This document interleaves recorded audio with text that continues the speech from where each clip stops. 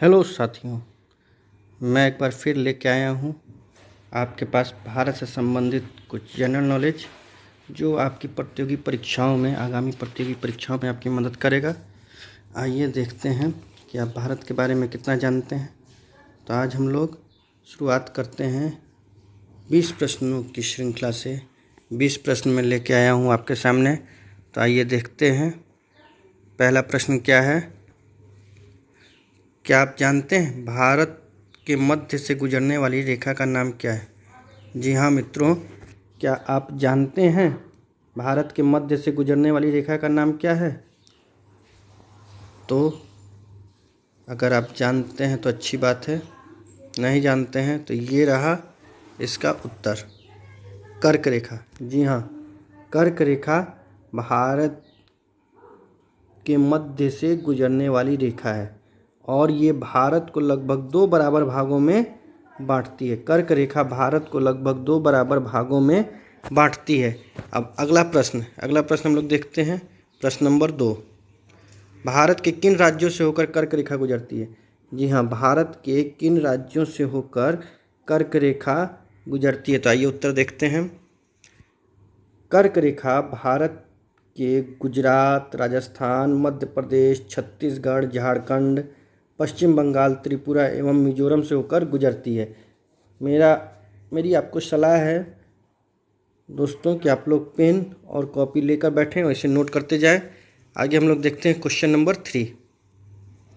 Question number 3 ये रहा, भारत में हिमालय की सर्वोच्च चोटी कौन सी है?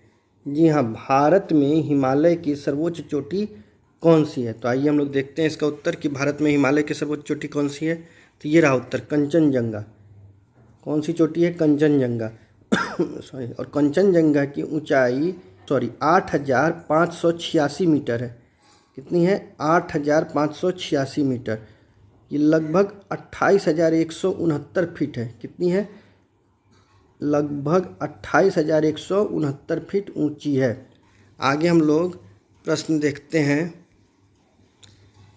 तो अगला प्रश्न है, भारत का प्राचीनतम पर्वत कौन सा है? जी हाँ, भारत का सबसे पुराना पर्वत, प्राचीनतम यानी सबसे पुराना, भारत का प्राचीनतम पर्वत कौन सा है? तो उत्तर देखते हैं हम लोग, अरावली पर्वत। अरावली पर्वत भारत का सबसे प्राचीनतम पर्वत है।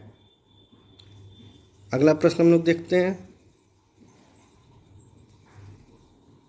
भारत की स्थलीय सीमा की कुल लंबाई कितनी है? जी हाँ, इसे नोट कर लें, भारत की स्थलीय सीमा की कुल लंबाई कितनी है?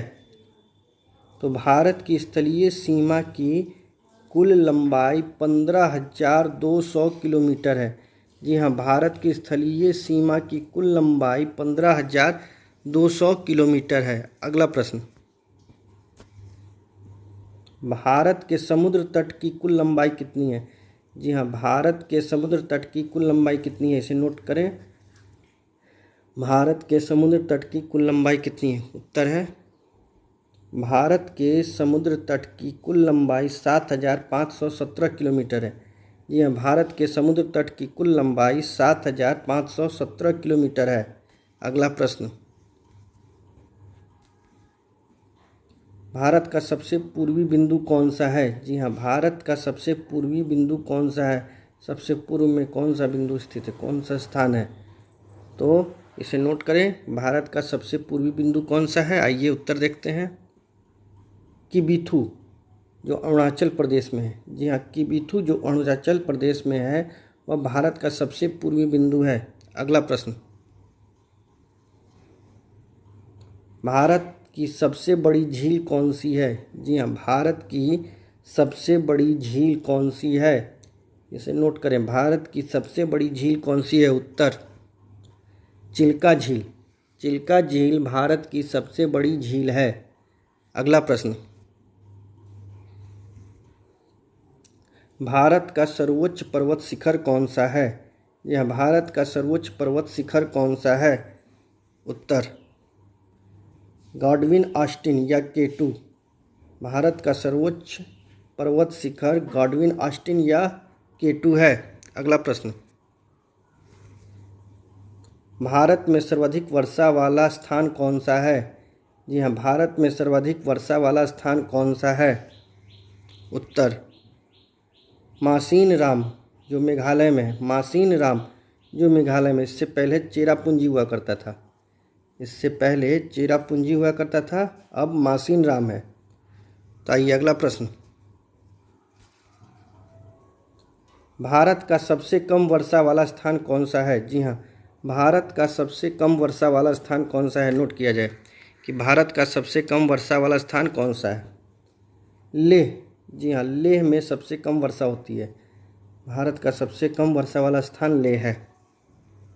अगला प्रश्न, भारत का सबसे बड़ा बंदरगाह कहाँ है? जी हाँ, भारत का सबसे बड़ा बंदरगाह कहाँ है? इसे नोट किया जाए। उत्तर मुंबई। मुंबई का जवाहरलाल नेहरू बंदरगाह भारत का सबसे बड़ा बंदरगाह है।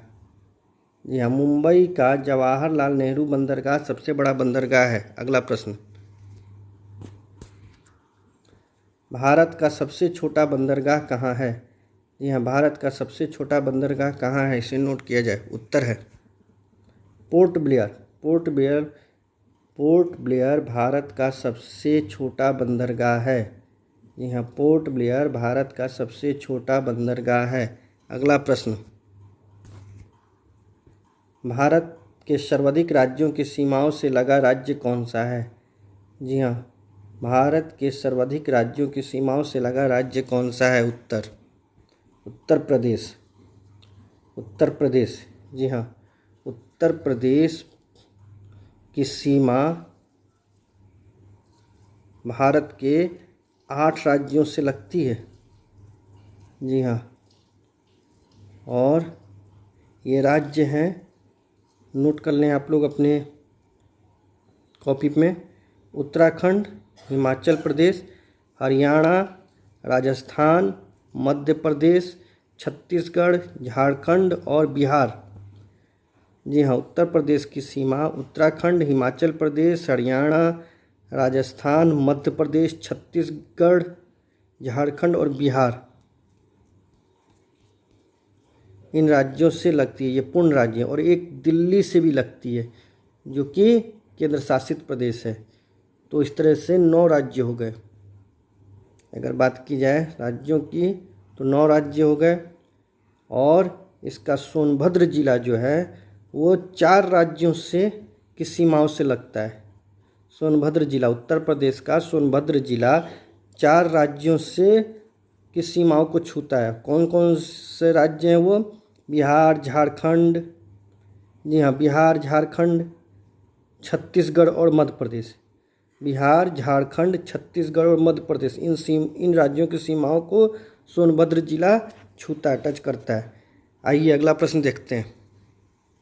अगला प्रश्न है, भारत और अफगानिस्तान के मध्य की सीमा रेखा का नाम क्या है? जी हाँ, भारत और अफगानिस्तान के मध्य की सीमा रेखा का नाम क्या है? तो उत्तर है डुरंड रेखा। जी हाँ, डुरंड रेखा भारत और अफगानिस्तान के मध्य की सीमा रेखा है। सन 1896 में सर मार्टिन डुरंड ने भारत और अफगानिस्तान सीमा का निर्धारण इस रेखा से किया था। किसने किया था? सर मार्टिमर डुरंड ने सन 1896 में।